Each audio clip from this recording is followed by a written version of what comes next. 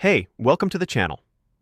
Here in the video, we will share the details for Trainstation 3 error code 0.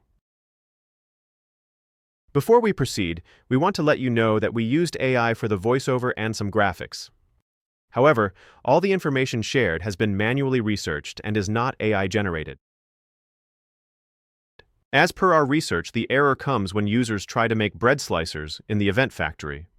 It appears that other productions like paraffin oil and wax paper work fine, but when attempting to produce items involving bread, the game restarts. According to our research, the error is likely related to a specific issue with producing bread-related items in the event factory.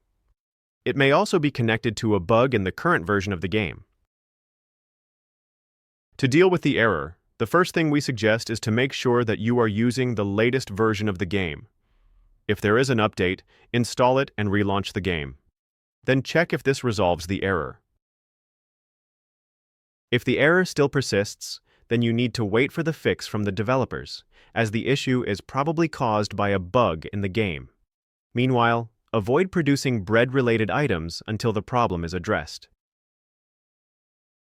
That's all for the video. If this video helped, don't forget to like, share, and subscribe.